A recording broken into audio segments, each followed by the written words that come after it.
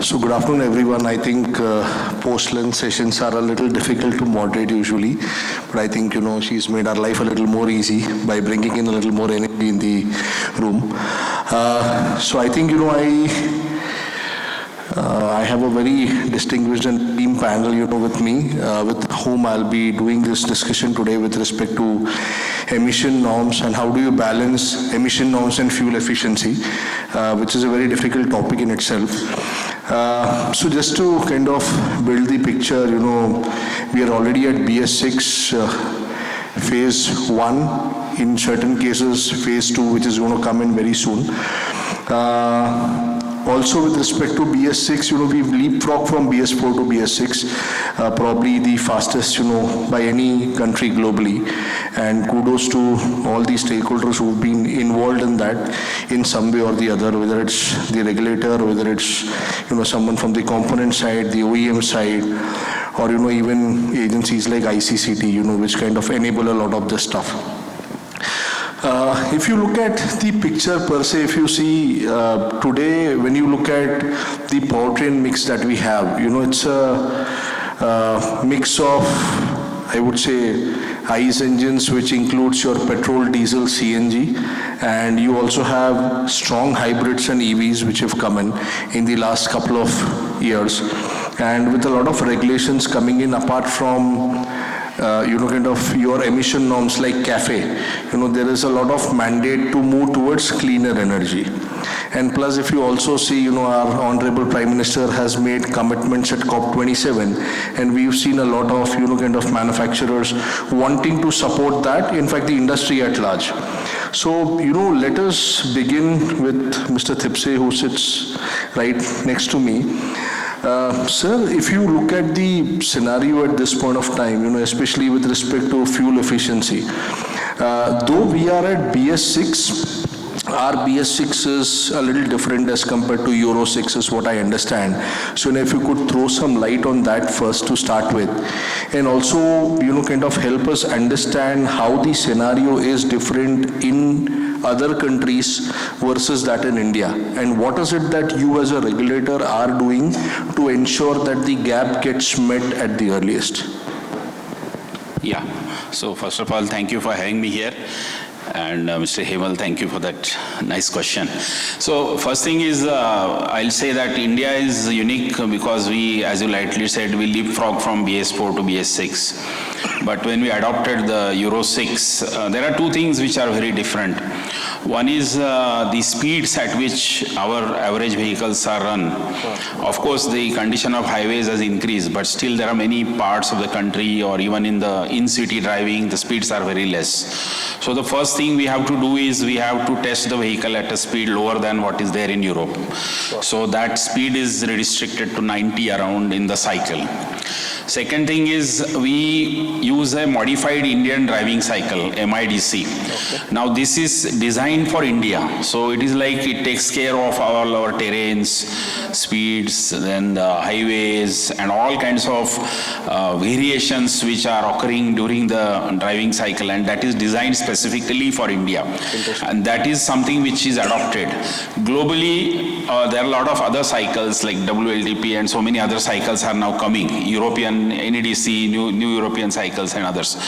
But over the period of time, we are now shifting to even global cycle because as our speeds are increasing, so in the future, we may have WLTP or those kind of cycles also coming. But right now, we do test as per MIDC. So that is the second change. As far as the pollutants are concerned, practically there is no change. So whatever are the limits which Europe has put, same limits apply to us. We are not giving any kind of discount or any kind of change as far as the limits are concerned. And in fact, I will say in some cases we are more stringent than the world. Example, gensets, CPCB 4 Plus is the most stringent emission in the world. Of course, on automotive side, we closely follow Europe because principally India has taken a stand that we will align with Europe. And since many of our manufacturers are exporting to Europe, we want to ensure that at least with Europe we have a level playing field. So from that angle, we are always in that lookout. Now, as far as ARI is concerned, because I represent here, we are the foremost certification agency in India. So we are here last 60 years. 60 plus rather. So what we do is we give inputs to the government typically when it comes to framing these regulations and standards. There are some India-specific nuances. For example, earlier there was an issue of random knocks in CNG. So we gave the input, we told this is to be removed. So that is done. Then there is issues with respect to, example, biogenic CO2. So that is now, so there we give our inputs. Or if there is anything like NMHC, for example, for CNG, that kind of. So all these technical issues are there which are dealt with, and there are India-specific solutions. There are certain class of vehicles which are only in India, example, three-wheelers. There is no European precedent for that. So here also we have to chart the path. We have to tell the government this is the way we have to do it. When I say government, I am saying Ministry of Road Transport, Ministry of Heavy Industries, there are many ministries involved. So in this case, as area, we are always conscious that we should be realistic in adopting the emission standards. We give input in terms of what is realistic, what is achievable. If something which is untenable, we do support the industry when they ask for extensions, so definitely that is there. So, but overall the government's intention is to have a clean air and basically enforce the emission norms within time, and the gap between Europe and India is shrinking very fast, and very soon we will be in a condition that we will be practically parallel, or maybe in the future we may even go beyond that. So that is what we see. That's my take on that. Sure. Thanks. The MIDC part was very interesting, and certainly very good to know that we are trying to adopt to something which is more Indian in nature. Like, we are now also moving towards Bharat NCAP going forward. That is another step, that we are taking in that direction. So something, which is more suited to the environment here. Coming to you, Mr. Basu, if I have to understand, because of this regulatory impact, that you are saying in terms of emission, what is the kind of impact that you've seen, on fuel efficiency of vehicles? There is a general tendency or phenomenon which says that fuel efficiency drastically goes down. So, any thoughts there? What is it that, actually happens?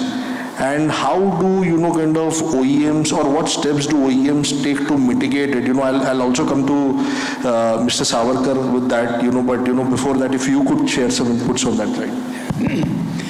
Good afternoon to all, and thank you for that question. Yes, I will start with a long way back since the time that emission norms came in North America and Europe in the late 60s and 70s. And all vehicles at the time were fossil fueled.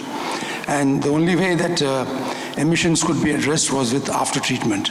And catalysts was the first thing that was applied for after treatment, and that required a specific air-fuel ratio, a lambda of 1, that is an air-fuel ratio of 1, to be controlled very closely. And this is one of the principal factors that influenced fuel efficiency in the initial stages. Because in markets where you need to have good fuel efficiency, you would need to have a lean mixture. And of course, in markets which wanted more performance and power, you could have a rich mixture. But specifically for markets like India, where fuel efficiency is important, controlling lambda to 1 actually compromised on fuel efficiency in a large way. Okay. Having said that, as emission norms progress to the time that we are here now, there's been a huge big change. There has been a huge development in after, not only in the engine and IC engine technologies, but also in the after treatment industry. And through various, let's say, technological developments and devices, the compromise on fuel efficiency today has been largely bridged. And although this implies a lot of investment in technology, a lot of investment in research, a lot of investment in applying equipment or using after treatment as well as engine combustion improvement equipment on the IC engines, still at a cost, of course, to the product, the gap between emission and fuel efficiency has been bridged. And that brings us to the recent application of the CAFE norms from 2019, which actually mandates both fuel efficiency and emissions. And that is here where there have to be some compromises that have to be made. And here is where a lot of new technology and development is taking place. But I'm sure with the resources available with OEM and with after-treatment manufacturers, that also will be bridged. And we would be able to meet the forthcoming CAFE norms from 2027, CAFE 3 and probably CAFE 4 after that. So in summary, I would say that although there was an initial difference, by and large, that has been bridged by developments in technology such as turbocharging, after-treatment, fuel injection, emission, electronic engine control, and various other developments. Fantastic. Mr. Mohan, coming to you, Mr. Thipse spoke about, the regulations that are coming in. Mr. Basu also, alluded on how it has progressed over a period of time, and where, we are seeing slow and gradual steps being taken by manufacturers also, where we are seeing alternate powertrain mix, gaining traction. Now with CAFE coming in and CAFE getting more and more stringent, I'm sure, we'll have to see a lot more cleaner fuels come in to ensure that, we actually reduce emissions at an overall level. Plus, as I mentioned earlier, our Honorable Prime Minister has also made some commitments to go completely net zero by 2070. So how are OEMs like yourself, navigating through this? Because at one end, you have the customer who would want the best of its fuel efficiency. And at the other end, you also have compelling targets on the social and environmental front, which you need to meet from an emission perspective. Yeah. So actually, you put it very nicely. All these things are connected. And this is all about sustainability for this earth of ours that we are working towards. Yeah? Whether it's emission norms or CAFE or the COP27 that you mentioned are all steps towards this direction. And when OEMs like us, we work on this, so we have embraced it wholeheartedly. We would like to go for everything mentioned in COP27. And towards that, we have taken a target internally to be net zero by 2040. Very nice. But that's not all. So there is actually a three-pronged thing that needs to happen to achieve everything that's mentioned in COP27. So there is something called net zero. There is something called circularity.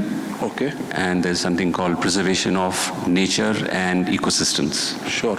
And Tata Motors, by the way, is working on all these three. Okay. So within net zero, then of course there is something called scope 1, scope 2, scope 3. For us as auto manufacturers, what matters is the CO2 emitted by vehicles in use. Much more than, let's say, the energy required to bring materials into our factories or to convert them into our vehicles. Yeah? So when we are working with more focus on what happens during the life cycle of our vehicles in usage, it starts mattering to us as to how we start reducing CO2 emitted or other gases emitted by our vehicles. And this is where most of our efforts are today. And if we want to go towards a net zero by 2040, it means several things. So for example, we'll need to move to an entirely EV kind of fleet much earlier than that. And by the way, this our target of 2040 is also related to India's target of 2070. Okay. Because when you consider a country, it would have many industries and many sectors that emit carbon. And all of this, if they have to come together and achieve the 2070, it needs to be done sector by sector. So in which, let's say, the auto sector would have to lead and make sure that at least by 2050, we are out of all this. And towards that, let's say Tata Motors PV has taken a target of 2040 and Tata Motors CV has taken a target for 2045 to do this. And towards that, once again, there could be many ways to say we will do it, but we have followed something called SBTi or science-based targets. So what this says is that if the Earth's atmosphere is not supposed to heat up by more than 2 degrees in a certain time, then the rate of emission of greenhouse gases, with carbon dioxide among the most effective ones, should have a certain trajectory. And to meet that, all the emissions by our cars in use on the road have to align to that. And towards that end, we as Tata Motors are working on very many technologies, including, of course, how to improve fuel efficiency in current cars, but also alternate fuels. And those would include things like EVs, things like hydrogen to some extent, also biofuels, for example, flex. The flex is supposed to be coming from plants, and once you generate CO2 to some extent, it is once again used by plants, to grow. So in that sense, it's the best solution possible in many ways to achieve a net zero kind of scenario. So all these things are also being done by the Indian government in terms of all the regulations that are upcoming. So for example, India has already moved towards E20, and there's a target for moving towards E85, and then of course E100. And it's not that we are the first. People like Brazil have done it before us, so we know exactly how it's supposed to be done. So let's say this is about net zero. Okay. You please tell me when I'm going too long, so I'll cut myself short. No, fair point. The second one is on circularity. Yeah. So what this means is that everything that we use has to become a circular usage rather than use something once and throw it away. So this can happen in many areas. If you take materials, for example, our cars are already 80-85% plus recyclable, which means you can use all parts in a car to recycle and then make another car out of it. Sure. So we are also making sure that most of the raw material we use, we are encouraging our vendors to start using recycled material in supplying the material that comes in for making our cars. Okay, so this is about, let's say, materials. Same way about energy. So the energy we use should also be circular to an extent. So for example, all the energy used by us for making our manufacturing setup and manufacturing our cars, we are moving towards something called RE100, which means Renewable Energy 100. And we have taken a target that by 2030, all our energy usage is going to be only renewable. Sure. Then there is usage of water. So we all know that in India, water table is going down pretty fast. So as a part of the COP27, there's also a need for recharging the water table. And with that in mind, we are also making sure that by 2030, all the water that we use in all our operations is taken care of by recharging the earth with same or more amount of water. And by the way, it's not enough to just create a lake, because that water may run away into rivers and go to the ocean. So what needs to be done is find an aquifer and make sure that the aquifer is charged. Things to go to that extent when you're starting really seriously looking at what is meant by COP27. Okay. Then there is something on biodiversity and making sure that we are not hurting the earth in our business. And towards that, we have done a census of all the biospecies in all our plants and all our areas. And we have recorded more than 1,300 such species in our ecosystem here. And it's our, let's say, commitment to make sure that these species are not hurt by the way we do our business. Then in addition to this, so we have taken two more big projects that was going to help India also in this direction. So there's something called a Central Asian Migratory Pathway, by which most of the birds, travel from close to North Pole to close to equator and then go back. And this depends on the health of wetlands. So we have taken a project to make sure that wetlands within 100 kilometers of our plants are taken care of and recharged, rejuvenated, so that these migratory birds can come in and go as they used to before humankind.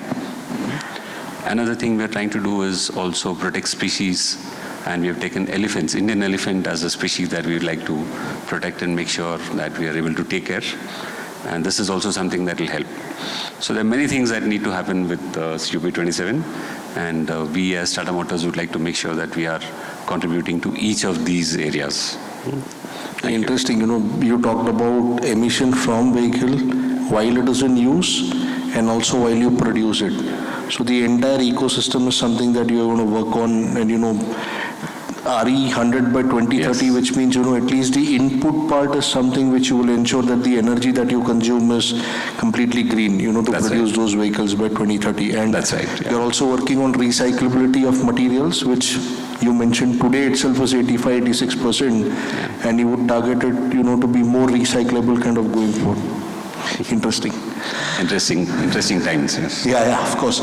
That brings me to you, Mr. Jindal, taking cues from what Mr. Mohan said, especially, when it comes to things like recyclability. So I'll have two questions for you to start with. One is taking cue from where Mr. Mohan left, that with so much change happening in the base material, when you are producing these components, and you're looking at recyclable materials, you have to look at alternatives. Most of the times, you will see that costs go up. And that is a challenge, being a component manufacturer, and the OEM would always want it at the best possible price. So how do you manage this dilemma? Is there a lot of co-working that happens, in terms of this development, or how does this happen? One is this. And second, I would also want to understand from you that over a period of time, everybody's spoken about regulations, fuel efficiency because of emission norms, and also fuel efficiency kind of getting impacted. We are also seeing a lot of change, in terms of transmission mix that has happened over a period of time, which is again, impacting fuel efficiency to a great extent. And we've seen that we've moved from manual transmission to maybe automated manual transmission or intelligent manual transmission to automatic transmission, CVT, DCTs, and we are seeing that the share of overall AT is increasing. It's about 30% today, and it is projected to, kind of completely take over the market over the next 5 to 6 years. So, maybe your views on these two areas. So thank you very much, first of all, for having me here. I think very important question. I will start from your second question first and then maybe answer your first. Sure. Picking up from what Dr. Tipse as well as Dr. Basu has mentioned, you see what as a OEM or as a tier 1 or as a component supplier, for the purpose of fuel efficiency or meeting the emissions, the days are gone where the emission was only the sole responsibility of engine fellow, and even the fuel efficiency was more from looked at as from an engine rather than looking at the whole system. I think that things have changed. Now the whole engine, transmission, and in fact the whole driveline is being looked at as a one system. So that is what, as earlier mentioned, what has helped to, even because the emission norms, even if engines are losing the peak efficiencies a bit because of this, because as we all know, generally the emission and fuel efficiency works opposite way. If you want to reduce emissions, the fuel efficiency deteriorates. But because of the system approach, and also because of the electronics coming in and marrying the engine with the transmission, has really helped to, I would say, get away from that paradigm of emission levels reducing, the fuel efficiency reducing.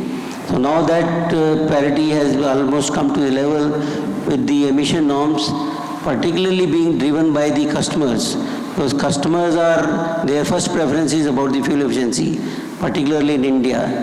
So how, by following this system approach, the efficiency levels are in fact improved as the emission levels are getting increased. Now how it is coming out, of course, the engine technology has improved. We have gone from carbureted to injected fuel injections, and also, you see, earlier in India, mostly diesel engines were being preferred for passenger cars also because of the fuel efficiency benefit. Right. Because by design, diesel engines were thermal efficiency of diesel engine was better than petrol. Right. But now, with the emission regulations, the after treatment is becoming very complex. Yes. Now, to mitigate that effect, I think there is a lot of focus nowadays on the petrol engine. That is why you see maybe hardly now any car is coming out with the diesel engine except for very powerful, bigger vehicles. Yeah. So that is number one. Now the second is about the transmission. As you rightly said, we are now moved quite a bit from the manual transmissions to the automatic transmissions. So that was one of the way. Earlier automatics were considered as more inefficient because their shift points, at what point you shift, because of the manual control, it was not able to optimize too much as you would like it to be. But with the coming of electronics control on the engines, electronic control on the transmissions, automatic transmissions, there is a way sea change in terms of improving the fuel efficiency and getting away from the negative impact of the automatic. Of course, we all know with the automatic transmission, drivability improves. The next generation of automatic transmissions are coming with, as we all know, DCT, dual clutch transmissions are one step ahead of normal hydraulic transmissions. There, I think the benefits which we are able to realize are even more than hydraulic automatic transmissions. So generally, by simulation, there is a improvement of the order of 3 to 5% improvement even by going to DCT from a hybrid. The another advantage is that when you are introducing these modern advanced transmissions, there is a potential to integrate kind of a hybridization, whether you call that as a mild hybrid or even strong hybrids. So there is a big improvement in the fuel efficiency which can be achieved by this, primarily by doing the regeneration, what energy you are losing in braking, you can recover that to drive, to charge your batteries, and then you can drive that. So in overall, I think the times to come also, there will be more and more research or more and more focus on improving the optimum point at which you can operate your engine and optimum point at which you can operate your transmissions so that you can derive best of fuel efficiency. And also, as Dr. Tipse mentioned, this also depends upon the drive cycle. So just to illustrate the point, when what we call as WLTP 3 or 4, generally they are equivalent, or India's MIDC, which is specifically on the lower speeds, we don't go to the higher speed. So this kind of a drive cycle actually helps much more when you do hybridization, even for the heavier vehicles. We have seen the simulation results. They can give almost 30, 40, 50% better fuel efficiency as compared to a normal manual transmission. So in summary, I think it's very interesting with the advent of modern transmissions, improvement in the engine technology, bringing a lot of electronics, and of course after treatment is a must. There are also a lot of closed loop control systems. They have really changed the scenario as far as the fuel efficiency, and as we know, when you improve fuel efficiency, emission automatically comes down.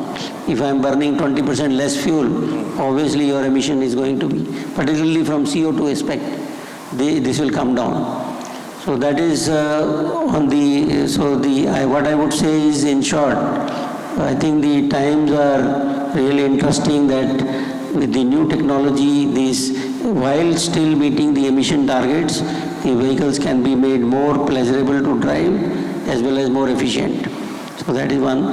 Regarding the circularity, as I think Mohan has already mentioned in very much detail, I think as a tier 1 also, Tata Autocom is very well committed on this side.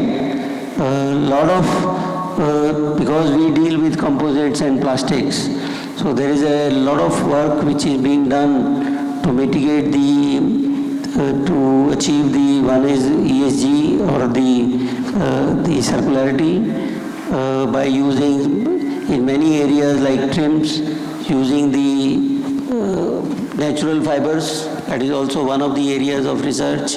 Using recycling, even in the process of manufacturing, using recycling of the materials or even making the materials from a recycled plastics or even composites. So that is one area. I think on the metal side, most of the metals are what we use, like whether steel or aluminium, they are all 100% recycled, as we all know. So one is that within tier 1, but we have also an objective of meeting, as Mohan mentioned about scope 1, scope 2, scope 3 in our targets. We have done inventorization in our whole lineup. In most of our plant, we are already meeting scope 1. but there is already focus on things that are mentioned, whether it is usage of water, whether it is usage of energy, whether it is usage of electricity, whether it is using the natural materials. There is a lot of focus on that. Most of our plants are now being equipped with solar powered, so by which we are almost getting rid of generators for standby power. So all the, and to next level, lot of inventorization is being done, not within ourselves, but even to our next level vendors, tier 2s and tier 3s also, so that how they are producing, how to optimize the energy utilization. So those steps are also being taken. Thanks, thanks for that very detailed response, I would say. Moving to Harsimran, you guys recently did a study, which was very well covered across, using remote sensing work that you did in the NCR belt to look at what is the emission differential between a BS4, BS6 and across powertrains, So you also looked at how GHG emissions are different across powertrains. If you could throw some light on, the key outcomes of that study, how does it really impact the real world, Hello. Yeah. Thank you, Hemal. Recently we published, for the benefit of the audience, we published a report on remote sensing of vehicles within Delhi NCR. We did this activity for a period of 60 days and about 1.1 lakh readings were captured. Most of the spots were in Delhi and a few were in Gurgaon. Now, the pollutants that we captured as part of this study were NOx emissions, particulate matter, carbon monoxide, and hydrocarbons. What we find is that the good news is as we progress from BS3 to BS4 and BS6, the emissions are going down drastically. So if we look at the shift between BS4 to BS6, the real world emissions were 60% to 70% lower across different categories, whether we look at NOx emissions or carbon monoxide and particulate matter and so on. However, for CNG, the reduction in particulate matter between BS4 to BS6 was only 30%, but across all the powertrains it performed very well. When we looked at BS6 cars, now the real world emissions for both diesel and CNG cars are greater than the type approval limits. They are in the range of 2 times to 3 times greater than the type approval limits for NOx emissions. And when we look at CNG vehicles, they are the highest polluters when we look at hydrocarbons or carbon monoxide emissions. What is also important to notice here is that CEO, when we talk about carbon monoxide, there's also a significant portion of methane emissions, which is a very high global warming, has a very high GWP, global warming potential. And when we look across the top segments across the different pollutants, the top 6 segments, we find that 4 out of 6 of these top 6 vehicles are CNG vehicles. So while we look at CNG as a possible cleaner technology, we found from this particular study that it's not so. It's even more polluting compared to diesel or petrol vehicles. Very interesting. What the other thing is that now the PUCC that we do, it is limiting in the way that the testing is carried out in the low engine load idling conditions and does not capture NOx emissions as such. So there's a lot of work that needs to be done to ensure that the gap between the type approval limits and the real world limits are narrowed down. We are on the right pathway, so we are looking at BS6, but as we look at the advanced phases of BS6, which are akin to the Euro 6E norms that are implemented in the Europe, the gap will be narrowed down. And in the long term, we must look at, transitioning to BS6 in the long term. Now, this is from the pollutant side of things, the tailpipe emissions. We also did a study on understanding what are the life cycle greenhouse gas emissions of the different alternative path technologies for cars. What we found is that when we look at diesel, CNG, petrol, battery electric vehicles, and a fuel cell electric vehicle, of all of them, battery electric vehicle emits the least amount of greenhouse gas emissions throughout its life cycle. The range is between 18% to about 35% with the current grid mix, but when the battery electric vehicle is powered by a green electricity, renewable based electricity, it's like 80% lower compared to a gasoline vehicle. Now, fuel cell electric vehicles are also good, but they are only good when they are powered by, hydrogen, which is manufactured, which is green in nature. And CNG is polluting more compared to petrol vehicle and a diesel vehicle. There's a methane slip that happens on the upstream and the downstream cycle of the fuel. So that has a very high global warming potential, which is why the emissions from a CNG car are significantly higher. And when we look at biofuels, we found that they are good when the biofuels are derived from waste-based, residue-based sources, and the difference is very low. It's 1% to 3%.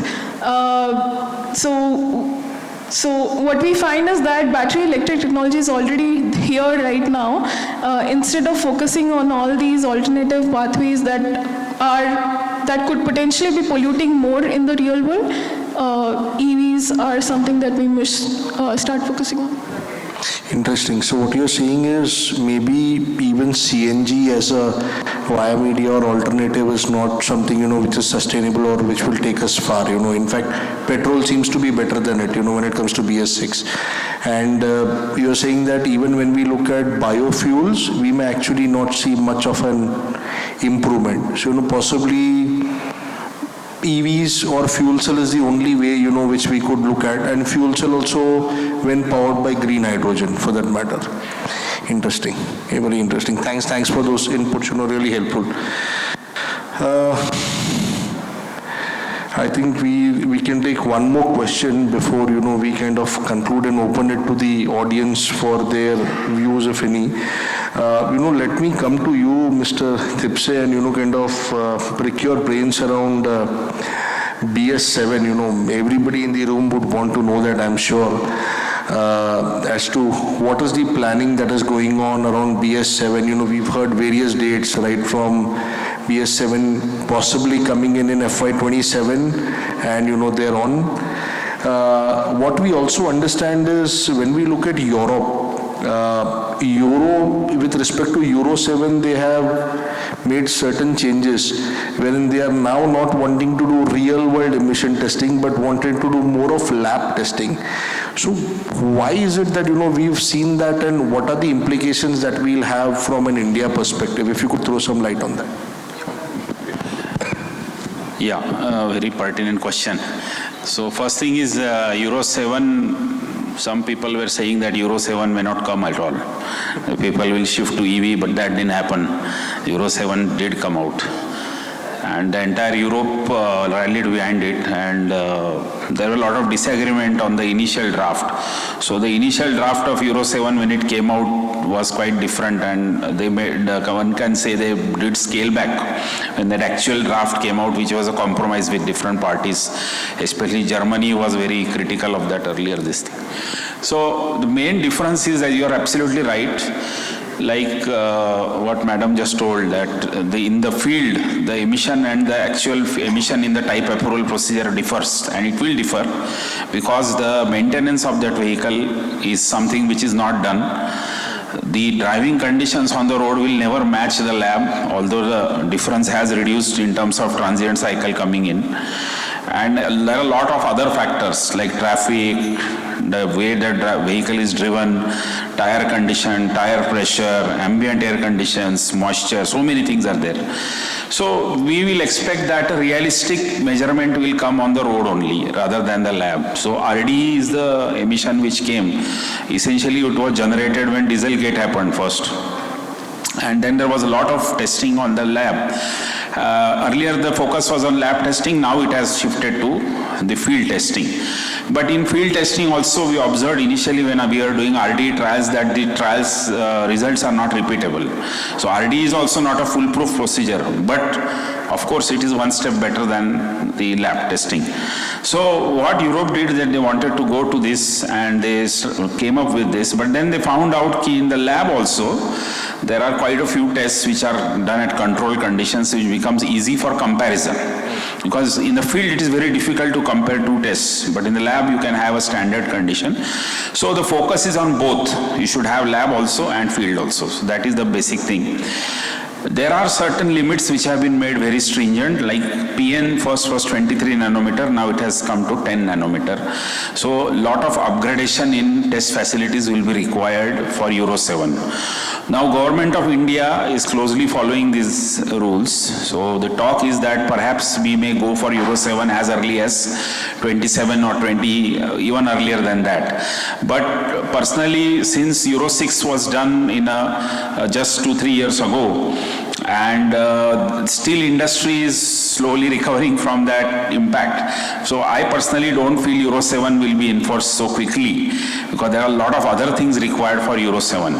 Euro 7 is a very exhaustive regulation. There are many other pollutants which have been covered under the ambit. So there is aldehydes, there is ammonia, there's so many more which are not there in Euro 4 right now. So these, Euro 6 right now. So these new regulations have a lot of new pollutants, again stringent limits, and now there is this concept of short drive, long drive. Then they have split it into actually multiple A, B, C, D, E. So there is a graded approach to that implementation of Euro 7.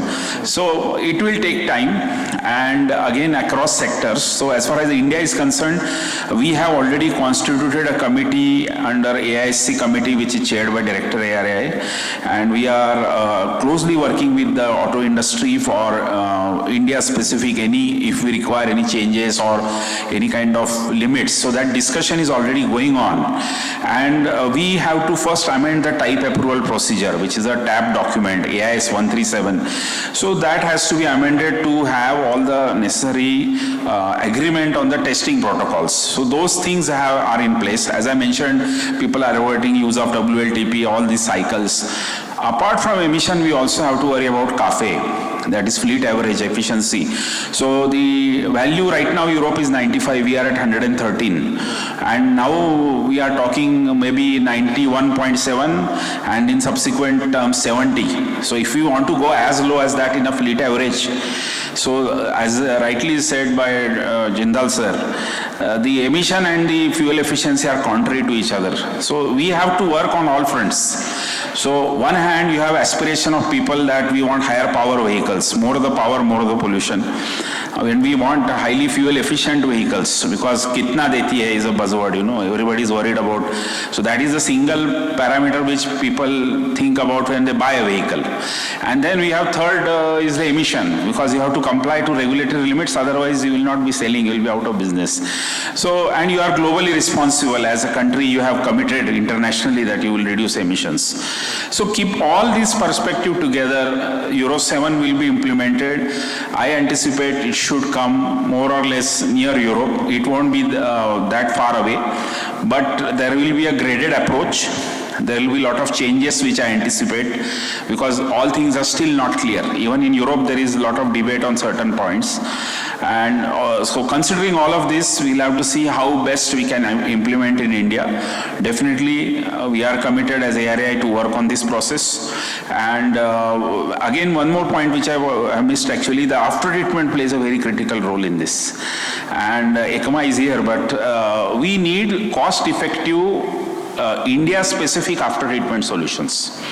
Because if we have some fuels like biofuels, for example, which are oxyhydrocarbons will come in the exhaust, we don't have currently those kind of after-treatment. So we have to look into that perspective also. The changing fuel mix the changing driving cycles, our transmissions are getting efficient. As rightly said, the engines are becoming very powerful and they are also increasing in fuel efficiency. For all of that, we have to see what kind of emission profiles are generated and where we should regulate and where we should attack those with respect to after treatment.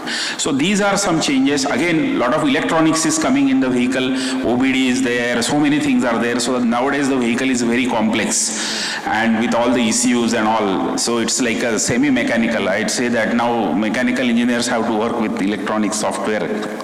It's not one discipline now, it's an interdisciplinary thing. And chemical engineering also involves because finally it's a reactor. So you have to worry on the chemistry of the process. So all of these things are together, materials, new things. So Euro 7 will be very challenging, I'll say that, but industry is geared, industry will definitely come out and deliver good solutions. That's my point. Thank you. One, kind of parting question is, I heard you, Mr. Thip, say, what still goes on the mind is, then in that case, don't we think that we should be having a long-term policy clarity with respect to when will Euro 7 come in or BS7 equivalent come in? Because, for auto OEMs, component manufacturers, even regulators like you, there is a lead time that you will take to plan, or make investments accordingly. One is that. Second, also, when we are talking about, and Harsimran did allude to it, that, we are talking about petrol, diesel, CNG, biofuel, EVs, fuel cell. Now, even with respect to auto fuel, don't you think, we should have a policy from a long-term perspective as to what is the goal that we are trying to attain, what is our objective, and hence, what should we be working towards? That's right. Actually, this kind of policy need was felt for a long time, and in fact, CM came out with a policy document on fuels. So they advocated certain fuels for certain sectors, and they came with a very nice roadmap. Problem is, there is not one ministry which is driving this. There is a regulatory soup, I call it. So there are many ministries which are involved with multiple stakes, and each have their favorites. Like MNR is driving hydrogen, Morth is driving ethanol, then you have somebody driving biodiesel, MOPNG is driving LNG. So we have all these solutions, and frankly speaking, there is not one condensed policy document which is available. Earlier we used to have Auto Fuel Policy Commission. I was member of that Dr. Ray's committee, Soumitra, and we had these discussions, but this was primarily focused on petrol and diesel. They never talked about other alternatives. Yes. And after that, subsequently, there has not been any such initiative, and this is very much required. I absolutely agree. And where all these different solutions have to be discussed. One, we have biofuels, we have gaseous fuels, we have petrol, diesel, which will still remain to some extent, and some synthetic fuels are also now entering the mix, which is like DME, you have GTL, Fischer-Tropsch. Those fuels also will come in the future. So we have to have a balanced policy for all of this. That is required. Second, you are absolutely right. We should give you a roadmap in terms of emission also. But right now it is sort of gazing into a crystal ball and predicting what will happen. And this, please understand that this is a very highly politically charged process. And there are multiple stakeholders, there are negotiations back and forth. Same in Europe, same here. And again, in Europe also there were elections, and that were affecting the whole thing. So what I mean to say is not one institution job or one to predict what will happen. It's a national thing, and that's why because of these disagreements and counter views and technology lobbies and everything together, it is very difficult to predict that. Ideally, we should have a roadmap, something like US EPA, they give 10-year, 15-year roadmap. It will go this way. I wish it could happen, but it is not so easy, it's not feasible. There are a lot of measures and a lot of happenings, and things keep changing all the time. So it's a very dynamic situation. So that's it. Thank you. I think, wonderful inputs, and wonderful discussion. If anybody from the audience would like to ask any question to any of the panelists, please feel free to do so. I think we've got time for about one question. Hello. Do you think that this current policy of having a one emission standard all over India is a good idea, because different cities, different regions have different requirements? Should we not have multiple emission standards in different parts of the country? Yeah, actually we had that earlier. If you recall, BS3 or even BS4 first came in metro cities and then followed by. So it has its own advantages, but problem is from the auto manufacturer's perspective, if you think from their perspective, I am designing a vehicle which will go anywhere in India. It's not like it will be only going in metro cities or. So to make two variants, two things, it's a double job, and ultimately you are moving towards clean air. So stringent the better. I agree with you that some cases it might be overkill, because in cities it's all congested areas and pollution is high. There stringent norms are required, or maybe in the small towns or rural areas it may not be that bad a situation. But when we say as a national policy, first thing what we did was we made fuel neutral. All fuels are having same norms. We also made technology neutral. Also we made it one emission norm and one fuel quality all over India. So no two fuel qualities. So that was the intent of the government, to make it simple so that all are on the same page. So that was the intent of that. But I do agree that in some cases it is excess than what is required. But unfortunately that's how the world is working, and we are also following the same. Yeah. We can take one more question and then we'll wind it up. Sir, we have discussed about like fuel mixes and different types of fuel, but like every now and then government is mentioning about ethanol mix into fuels. So what is the current minister is declaring that maybe sometimes 10, 15, 20%. So is it industry ready for such kind of mixes, or how much is the present, we say, percentage? Yeah, so as far as ethanol is concerned, I'll just take 2 minutes to answer your question. It's very pertinent for today. Basically, ethanol is looked upon as a biofuel, carbon neutral, very much positive. Issue with ethanol is traditionally ethanol is generated as a byproduct of sugarcane process. So India, there are pockets where ethanol is in a plenty. So when we want to enforce ethanol as a fuel in India, we have to worry about the non-availability of ethanol in certain parts of the country, such as Northeast. So traditionally we started with 5%, 10%, 15%, we went to 20. Now 20 is by 2025. Even now we are seeing that sometimes there is supply gaps. There is non-availability of fuel. So what they say, average, pan-India average blending has just reached 15% right now. So it was 3-4 years ago it was 4%. Can you believe it? And now we are up to 15%. Now we have to reach 20. Now why this shortfall happens? Because sugarcane is a cyclic crop. It is affected by drought, and definitely some kind of cyclic happens. Cyclic supply happens. Same happens in Brazil also. That is why they brought the flex fuel vehicles, because that vehicle should run on any blend which is available on that day. So that is the intent of flex fuel. So India has to first implement E20, which is itself a very big challenge, but they have taken it up, and that will be implemented all over the country. That is a commitment which our oil companies have given, HPC, IOC, BPC. Now point is, if we want to go E85, that we'll have to do only in pockets, because availability of ethanol is a big question mark. Now there are some pitfalls with ethanol vehicles. The pitfalls are fuel efficiency of E85 or E100 is 25 to 27% lower than equivalent gasoline vehicle. Number one. The material changes required for implementing ethanol require a lot of changes in metal parts. Also rubber parts are failing even in E20. E20 also you need rubber retrofits. But they are cheaper. But metal parts, the FIP, everything will change when you go to E85, E100. So the cost of the vehicle will be at least 1.5 to 1.7 times the equivalent cost of a gasoline vehicle. So you are hitting the customer twofold. One, you are giving him a higher cost vehicle, plus you are not compensating him for the efficiency drop.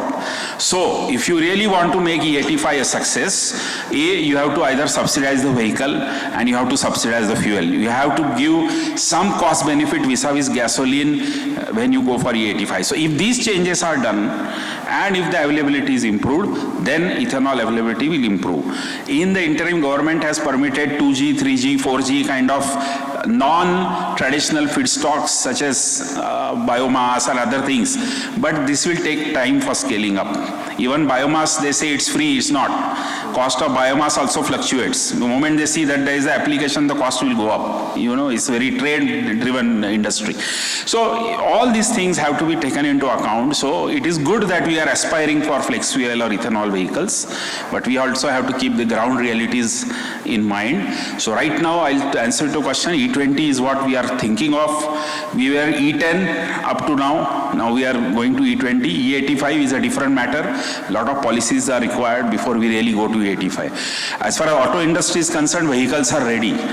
And some of the vehicles have already been evaluated at ARI also. Our labs are also ready for E85. So we have done E85, E100 testing, no problem. Emission wise, they are good. But whether to introduce into the field, a lot of other policy issues are required. Yeah.